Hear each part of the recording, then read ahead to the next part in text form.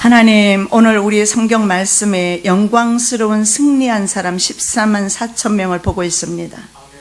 내가 바로 그 14만 4천 가운데 들어가기를 원합니다. 구속함을 얻은 성도입니다. 하나님 앞에서 새 노래를 부르는 성도들입니다. 저희들 믿음 잘 지키고 예수에 대한 믿음 지키고 하나님의 계명 지켜서 14만 4천의 그 은혜 가운데, 은혜의 무리 가운데 들어갈 수 있도록 은혜 베풀어 주시옵소서. 오늘도 말씀 가운데 하나님께서 직접 말씀하시고 역사하실 줄로 믿습니다. 저희들 분별하게 도와주시옵시고 다시 오실 예수 그리스도를 거룩함으로 준비하는 하나님의 신부들 되게 하여 주시옵소서. 거룩하신 예수 그리스도 이름으로 기도드립니다. 아멘. 자, 이제 계시록 14장부터는 영광스러운 그런 모습이 보입니다. 바로 영광스러운 승리자 14만 4천 명이 나옵니다. 지금까지 우리가 살펴보았던 계시록 11장에서 11장까지는 하늘의 용이 나옵니다. 그리고 바다에서 올라오는 짐승이 나오죠. 그리고 적그리스도가 나타납니다. 땅에서 올라오는 짐승, 거짓 선지자가 온 세상, 이런 부류의 사람들, 마부, 마자, 마영입니다. 이들이 바로 예루살렘 성전을, 온 세계를 장악합니다. 그리고 예루살렘 성전을 정확하게 42달 동안 집밟습니다. 그리고 두 증인을 죽입니다. 교회를 핍박합니다. 성도들을 칼로 죽이는 이들이 하는 것이 지금까지 요한계시록 13장까지 나왔던 그런 내용입니다. 후 3년 반 기간 동안에 사람들은 생존을 위해서 짐승의 표를 받고 대신의 박해와 처형을 면하게 될 것입니다. 이제 14장에서는 이런 배도한 사람들 말고요, 하나님의 계명과 예수 그리스도에 대한 믿음을 지킨 사람들, 물론 그 전에 이스라엘 사람들이 되겠습니다만은 14만 4천 명, 정확하게 14만 4천 명이라는 의미가 아닐 것입니다. 바로 대표로서 14만 4천으로 말씀을 하는 것 같습니다. 그래서 14장, 지금 우리가 보게 되는 오늘 14장부터는 배도한 자들과는 확연히 다르게 영광스러운 모습, 승리자의 모습, 성도들의 모습을 볼 수가 있습니다. 승리한 성도들이 어린 양과 함께 시온산에 서 있는 모습을 요한이 환상 가운데 봅니다. 자, 우리가 먼저 생각해 볼 말씀은 이들은 이마에 성부와 성자의 이름이 기록이 되어 있어요. 여러분 어떻습니까? 내 이마에 성부와 성자의 이름이 기록이 되어야 14만 4천에 들어가는 거예요. 그런데 이 이마에 RFID, very chip을 받아버리면, 짐승의 표를 받으면 짐승의 사람이 될 것입니다. 혹은 용의 사람이 될 것입니다. 그래서 이 이마에 무엇이 기록되어 있는가? 내 이마에 바로 성부와 성자의 이름이 기록되어 있음을 오늘 1절에서 볼 수가 있습니다. 또 내가 보니 어린 양이 시온산에 섰고 그와 함께 14만 4천이 섰는데 그 이마에 어린 양의 이름과 그 아버지의 이름을 쓴 것이 있더라. 옛날에 말입니다, 종들에게 막 이렇게 불 가지고 있잖아요. 자기 집의 종이라는 것을, 도망간 노예들에게 그 불로 지지는 것을 봅니다. 그렇게 해서 종이라는 표시로, 앞으로는 그것이 표면적으로는 드러나지 않아요. 특히 주님의 그 이는 말입니다, 표면적으로 절대 드러나지 않아요. 성령으로 내적으로 인치시는 것이기 때문에 그렇습니다. 베리칩도 마찬가지죠. 베리칩이 밖에 만일에 받는 것이라면 상관없겠으나 이것은 임플란트라고 나와 있어요. 이식하는 겁니다. 그러면은 뭐예요? 피부 밑으로 들어가는 거란 말이에요. 그렇다면 이것이 하필이면 왜 오른손과 이마가 적합할까요? 하나님께서 말씀하셨으니까. 적그리스도와 거짓 선지자는 모든 사람들에게 짐승의 표를 이마와 오른손이 삽입합니다. 역사는요, 아무리 왜곡되고 역사는 아무리 제멋대로 인간의 마음대로 흘러가는 것 같지만 하나님의 역사 가운데서 조금도 벗어나지 않습니다. 그리고 하나님께서는 선지자들을 통해서 하나님의 종들을 위해서 기록해놓고 이 말씀을 지키도록 하고 있는데, 사람들은 안일주의에 빠져서 환란이 싫어서 자기 마음대로 자기 식대로 해석합니다. 하나님의 말씀은 인간의 생각대로 인간의 마음대로 해석되어지는 것이 아닙니다. 그것이 베리칩이든 아니든 상관없습니다. 내 몸속에 이마와 오른손에 들어가는 것은 짐승의 표입니다.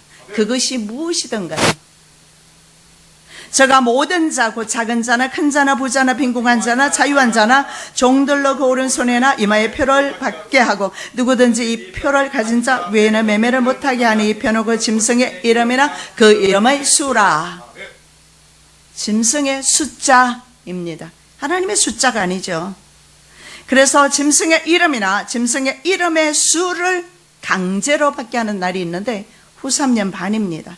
왜냐하면 받게 하고 이렇게 되어 있어요. 강제로 받습니다. 사람들이 많이 질문해요. 그러면 강제로 받는다고 하니까 내 의사와 관계없이 넣습니까? 그건 아니에요. 전 세계가 이것이 하나의 법이 된다는 것입니다. 이것은 정책이 될 것입니다. 정치와 경제와 문화 할 것 없이 모든 사회 재반 시스템이 됩니다. 매매하는 기능이잖아요. 그렇기 때문에 이것은요 받게 하는 것입니다. 만일에 이것을 받지 않으면 모든 사회 기능이 마비됩니다. 그럼에도 인간은 살 수 있을까요? 어떻게 생각하십니까? 지금 당장 차도 못 타요. 음식도 못 삽니다. 아무것도 할 수 있는 게 없어요. 자동차에 기름 못 넣습니다. 그리고 월급 못 받습니다. 왜냐하면 모든 것이 RFID, 전부 전산화를 통해서 모든 것이 시스템이 되고 있습니다. 앞으로는 돈을 보기 힘들어요. 캐시가 없어질 거예요. 그렇게 하면서 이제는 전산화 시스템, RFID 시스템, 이런 시스템으로 갑니다. 그랬을 때 내가 살 수 있을까요? 여러분은 어떻게 생각하십니까? 내가 어떻게 삽니까? 어떻게 하실 겁니까? 살 수 없어요? 나는 살 수 없으나 하나님은 살 수 있게 해주세요. 나의 능력과 하나님의 능력의 차이 있잖아요. 나는 살 수가 없어요. 그리고 사람들은 다 포기합니다. 포기한 그대로 될 것입니다. 포기하는 순간에 그는 짐승의 사람이 될 것입니다. 용의 사람이 될 것입니다. 그러나 내가 주님을 의지하고 포기하지 않고 내가 주님을 바라보면서 세상을 오히려 포기하고 나아갈 때 주님께서 나로 하여금 살든지 죽든지 하나님께서 하게 하실 겁니다.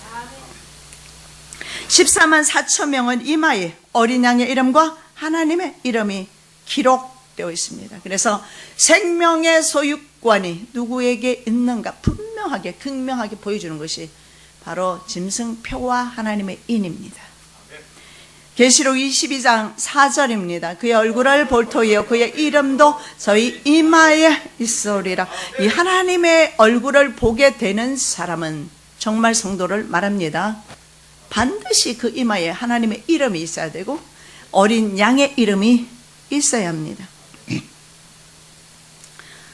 계시록 3장 5절 이기는 자는 이와 같이 흰옷을 입을 것이요 내가 그 이름을 생명책에서 반드시 우리지 아니하고 그 이름을 내 아버지 앞과 그 천사들 앞에서 시인하리라.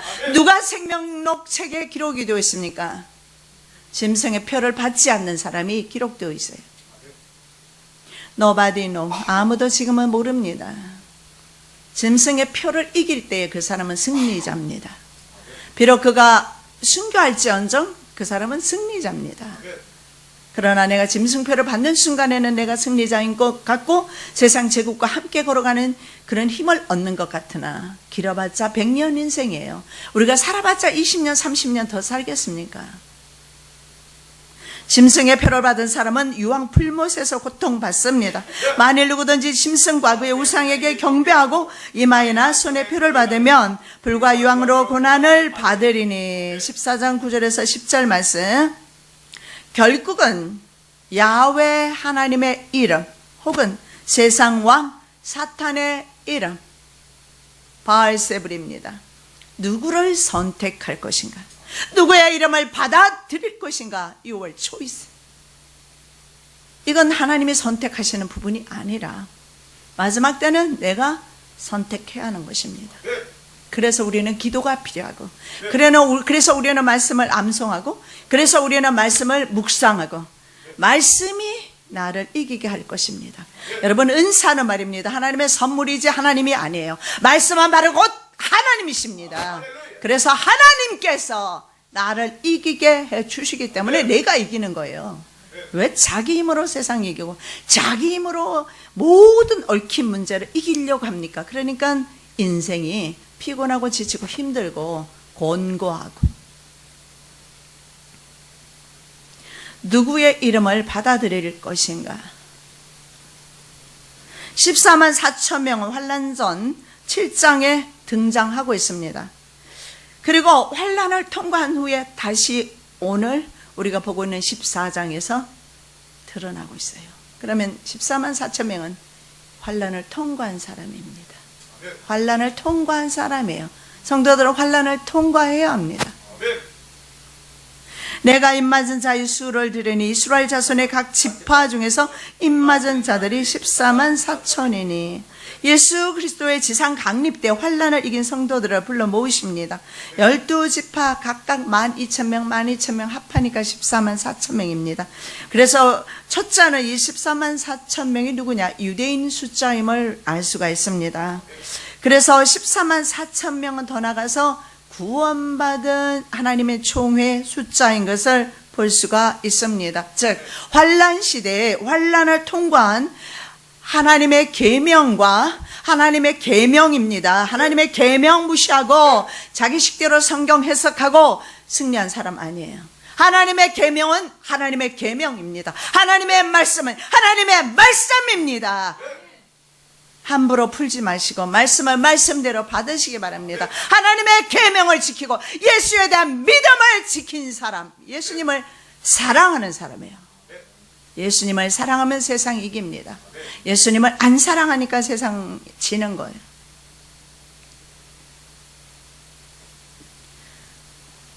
환란 시대 구원받은 성도들의 숫자이기도 합니다.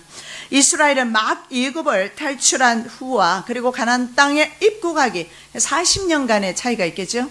그 전에 인구조사를 합니다. 왜 인구조사를 했을까요? 인구조사는 바로 이스라엘의 인구조사를 한 이유는 천국의 백성을 계수한 것입니다. 여러분 그거 아세요? 하나님께서는 지금도 천국에 누가 들어올 것인지 인구조사하고 계신다는 사실을. 오늘 오전에 우리가 시간에 대해서 배웠습니다. 시간이 재판관으로 온다고 오늘 말씀 들었습니다. 그때가 되면 극명하게 나뉘어지겠지만 지금 하나님께서는 마지막 때 불러 모으시고 계세요. 즉 인구조사하고 있어요. 미국에서 보면 10년 주기로 인구 센서스를 합니다. 나는 그래서 그들이 왜 인구조사를 하는지 알았기 때문에 인구조사를 한번 피해보려고 말이죠. 상세하게 적습니다. 종교까지 다 적어요. 왜냐하면 종교인들을 분리하기 때문에 그래요. 그래서 피해보려고 했는데 피할 수가 없더래요. 끈질기게 찾아와서 결국은 조사를 다 해갑니다. 인구조사 왜 하는 줄 아세요? 그 인구들을 표를 받게 하려고. 딱 그겁니다.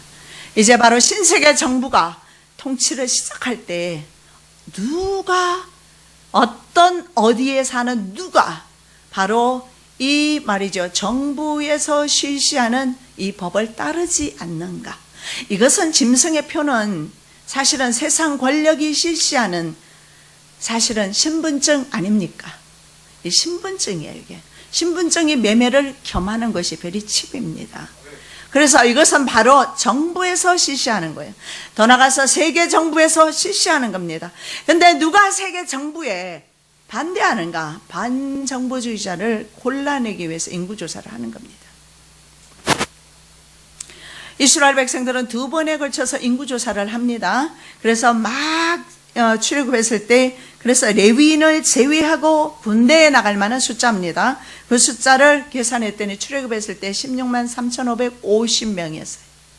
그리고 가나안 땅에 들어가기 직전에 인구조사를 했습니다. 그런데 16만 1,730명입니다. 그 차이를 보니까 1,820명 받게 되질 않습니다. 그런데 여기서 우리가 놀라운 사실을 발견해야 합니다. 불평하고 믿음이 없던 세대는 실제적으로 가나안 땅에 들어가지 않았습니다. 여러분들이 생각할 때 출애굽한 사람들이 가나안 땅에 다 들어갔다고 생각하죠. 성경은 분명히 말합니다. 여호수아와 갈렙밖에 없어요. 나머지는 20세 미만의 젊은이들과 광야에서 태어난 사람이에요. 그런데 그 숫자가 1820명 차이가 날 뿐 하나님의 나라는 다른 사람들로 채워졌어요. 먼저 믿고 나중된 꼴입니다. 신앙생활 똑바로 하십시다. 연륜 자랑하지 마세요. 교회 생활을 얼마나 했는지 자랑하지 마시고 직분도 자랑할 것이 없습니다. 제가 목사나 직분이나 이런 것에 대해서 말씀을 한 적이 있죠. 여러분 들으셨을 겁니다. 그랬더니 어떤 목사님이 저한테 조언을 해 주셨어요. 다른 목사님들하고 연합해야 되고 하나 되고 이것이 하나님의 뜻이 아닌가요? 제가 지금 배척하는 말로 들리십니까? 하나님 나라에는 직분도 관계가 없고 나이도 관계없고 연륜도 관계없고 예수 얼마나 믿든지 관계없어요. 중요한 것은 오늘 이 시간에 예수 믿고도 천국 가는 사람이 있습니다. 바로 구원받은 강도입니다. 100년 예수 믿고도 구원받지 못하고 지옥으로 떨어지는 사람이 있습니다. 왜냐하면 그 구원받은 총회에 들어가지 못했기 때문입니다. 인구 센서스에서 그 사람은 떨어졌기 때문이에요. 출애굽했던 이스라엘 백성들은 왜 그랬습니까? 인생고로 말미암아 불평과 원망을 늘어놓기 시작하고 그 소리가 하나님 귀에 들렸어요. 그래서 내 귀에 들린 대로 내가 시행하리라. 우리들이 입만 벌리면 하는 소리가 아이고 죽겠네 죽겠네. 어제 산행해보니까 죽겠더라고요. 그죠? 나는 길을 쓰고 올라갔어요. 가데스 바네에 도착했고 가나안 땅에 들어갈 수 있는데 하나님의 38년을 다시 돌려서 도합 40년. 40년을 그들은 돌았습니다. 40년 돌면서 차라리 이렇게 돌아서 그래도 가나안 땅에 들어갔으면 좋지 않겠어요? 그들이 도는 이유가 뭔지 아십니까? 비참합니다, 여러분. 그들이 죽기를 바라면서 돌았어요. 광야가 이렇게 해서 올라갔거든요. 이렇게 생겼어요. 그 아라비아 반도가. 그러면 가나안 땅에 오른쪽에 들어갔는데 다시 내려와서 이렇게 돌았단 말이죠. 인생 여러분 도는 것도 허무한데 가나안 땅에 들어가지 못한 것도 얼마나 기가 막히는 일입니까? 가나안 땅에 들어간 입국자는 여호수아와 갈렙입니다. 숫자가 상당히 적습니다. 적은 것이 아니라 정말 20세, 여러분 20세 미만 한번 손 들어보세요. 없네요. 조심하십시오. 20세 이상은 조심하십시오. 여러분 뒤에서 오는 분에 의해서 밀려날 수가 있어요. 결국 출애굽 1세대는 38년을 광야에서 죽기 위해서 돌고 있습니다. 우리가 죽기 위해서 삽니까? 우리가 죽기 위해서 세상에 태어났습니까? 살기 위해서 태어났지 않습니까? 그런데 왜 사는 것을 포기하고 죽으려 하시냐 말이에요. 육이 너무 강해서 그렇습니다. 함께 출발했다고 해서 함께 꼴이 나는 것 아닙니다. 먼저 출발했다고 해서 먼저 결승점에 도착하는 것도 아닙니다. 우리의 말씀 좀 길지만 말씀 한번 보겠습니다. 너희 시체가 이 광야에 엎드려질 것이라. 너희 20세 이상으로 계수함을 받은 자 곧 나를 원망한 자의 전부가 여분 내 아들 갈렙과 누리 아들 여호수아 외에는 내가 맹세하여 너희로 거하게 하리라. 한 땅에 결단코 들어가지 못하리라. 너희가 사로잡히겠다고 말하던 너희의 유아들을 내가 인도하여 드리리니 그들은 너희가 싫어하던 땅을 보려니와 너희 시체는 이 광야에 엎드렸을 것이요 자녀들은 너희의 패역한 죄를 지고 광야에서 유리하는 자가 되리라. 너희가 그 땅을 탐지한 날수 40일의 하루를 1년으로 환산하여 그 40년간 너희가 너희의 죄악을 지을지니 너희가 나의 싫어 버린 바 알리라 하셨다라. 하나님이 이스라엘 백성들 싫어졌다고 말씀합니다. 이유가 뭡니까? 불평과 원망하기 때문에. 그리고 이렇게 말합니다. 가나안 땅을 탐지하던 날수가 40일이었어요. 40일 동안 그들은 부정적인 생각으로 그 땅을 탐지하기 시작합니다. 여러분, 그들의 눈은 종악했어요. 왜냐하면 그 땅에는 이미 철병거를 가진 가나안 7족속이 살고 있었어요. 그래서 그들이 보았을 때 자기네들을 오합지졸 메뚜기 맞습니다. 메뚜기 정신은 하나님 나라 못 갑니다.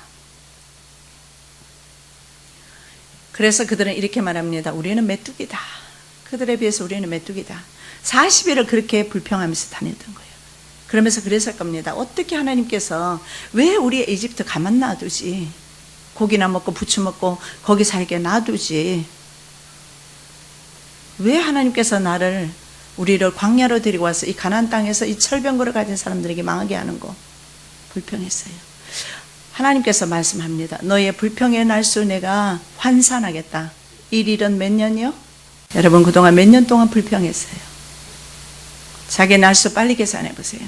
자기 날 몰라요? 자기 연세 모릅니까? 여러분, 자신의 날수를 계산해 보시면 얼마나 우리가 불평하며 살았는지 알 수가 있어요. 거기에 1년을 계산해 더해 보세요. 하루를 1년으로 환산하면 우리 맞아요. 집사님 말씀처럼 우린 죽었어요.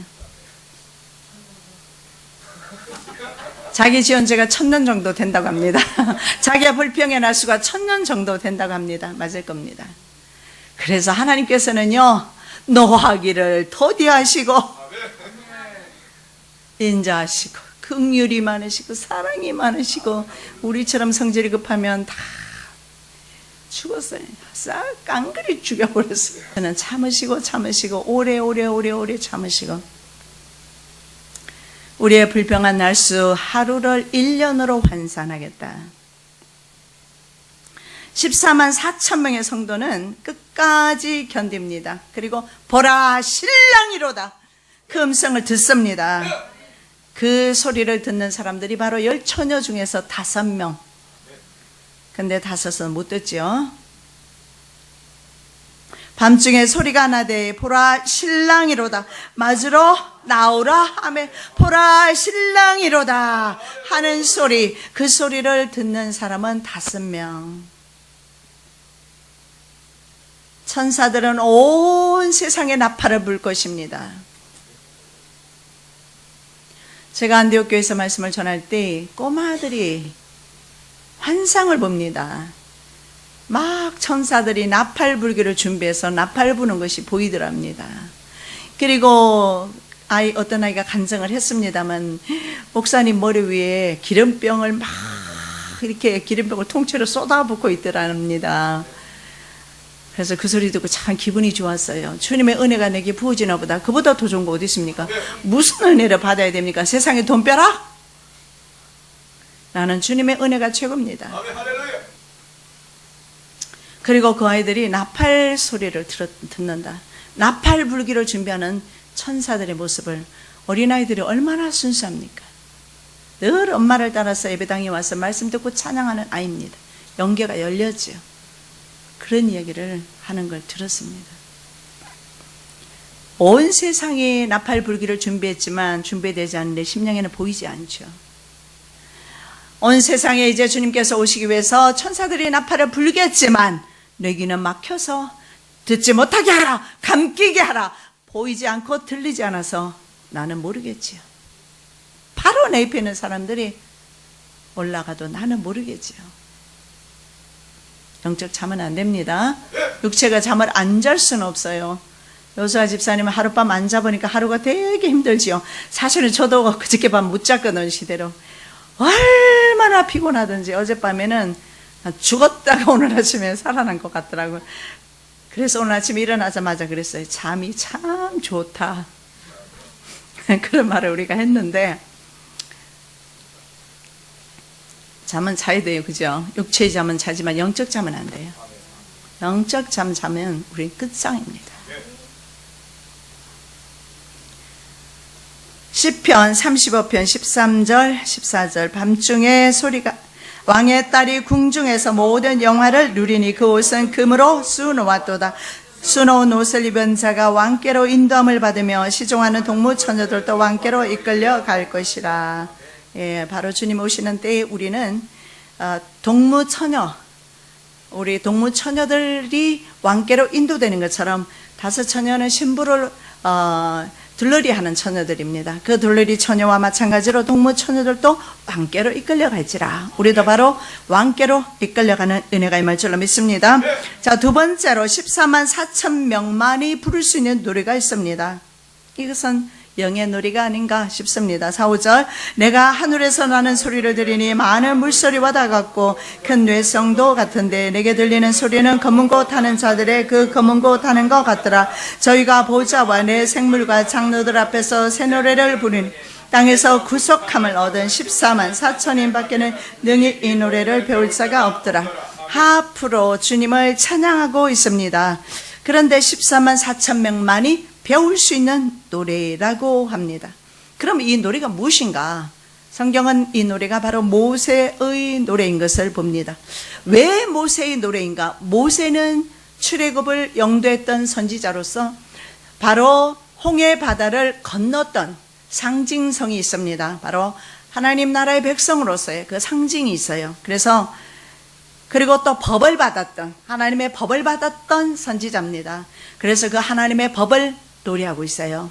그리고 그 하나님의 나라를 노래하고 있습니다. 왜냐하면 출애굽 성도는 바로 가나안 땅에 들어갔던 출애굽 성도는 바로 하나님의 나라에 입성하는 백성들의 대표로 볼 수도 있기 때문입니다. 계시록 15장 3절입니다. 하나님의 종 모세의 노래, 어린 양의 노래를 불러 가로되 주 하나님 곧 전능하시니여 하시는 일이 크고 기이하시도다. 만국의 왕이시여 주의 길이 어렵고 참되시도다. 하나님의 종 모세의 노래라고 계시록에 나와 있습니다.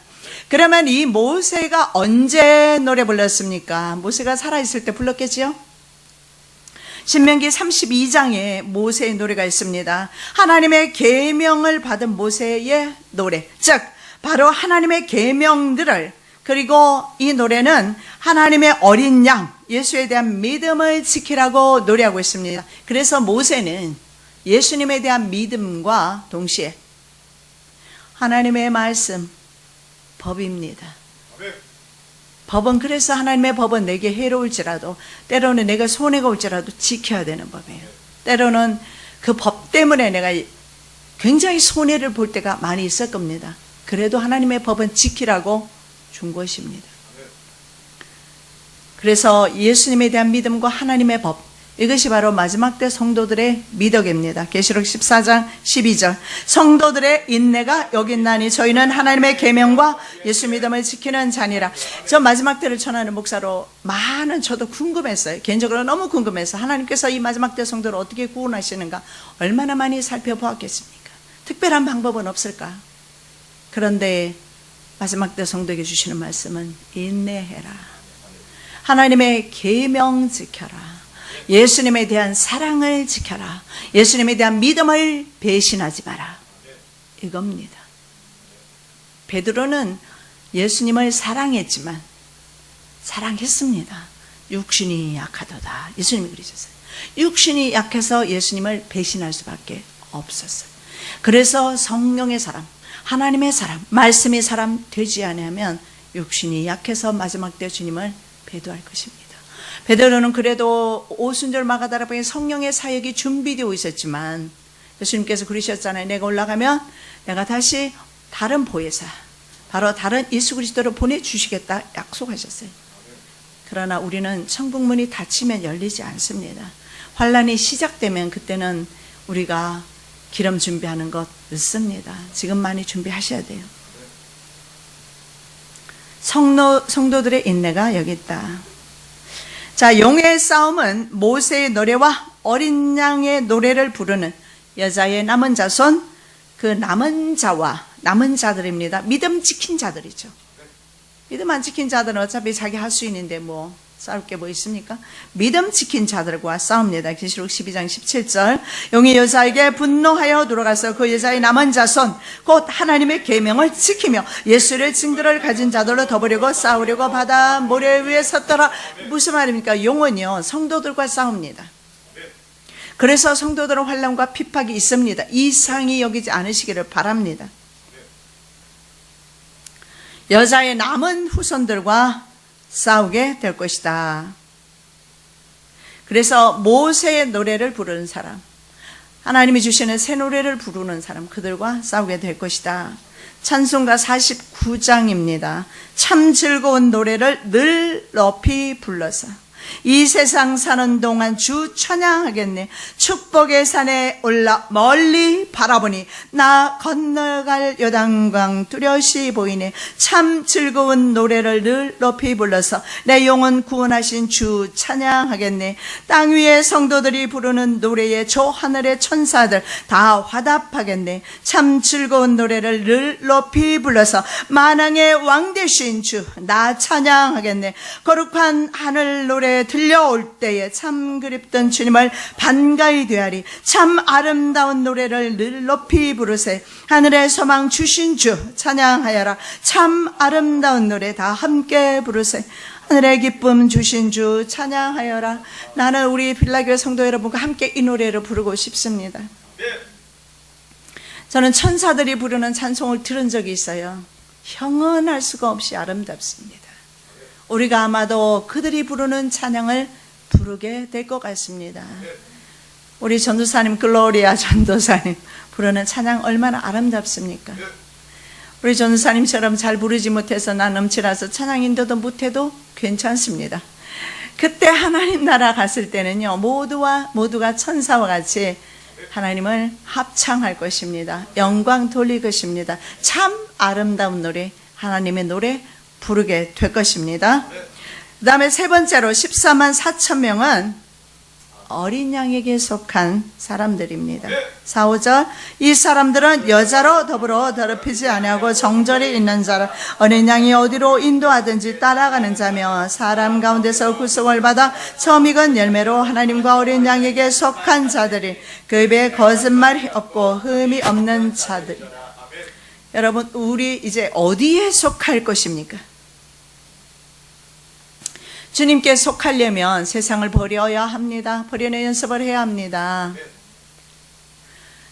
내 안에 들어와 있는 세속을 좀 몰아내는 기도와 말씀으로 나가야 될 것입니다.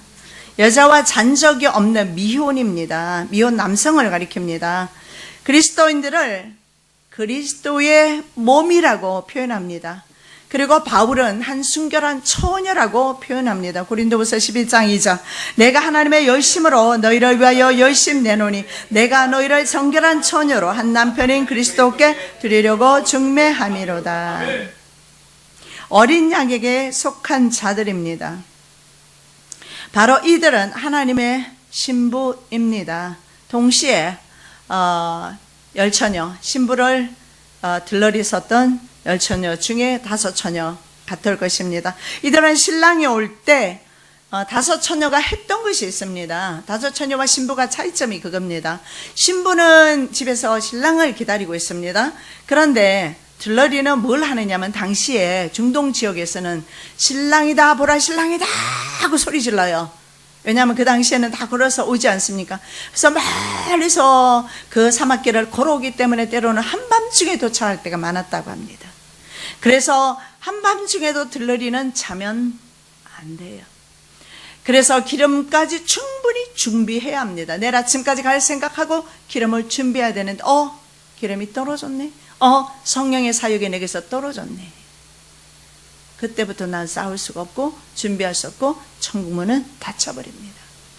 그래서 보라 신랑이로다. 그리고 막 소리가 들립니다. 신랑이 오는 소리가 신랑의 소리를 들으면 그때 빨리 뛰어가야 되죠. 들러리들은 등불을 들고 뛰어가는데 보니까 5명은 보니까 자다가 일어나 보니까 등불이 꺼져가요. 기름을 좀 빌려주라니까 빌려주질 않아요. 아니 구원받는 것이 빌려줘서 될 일입니까?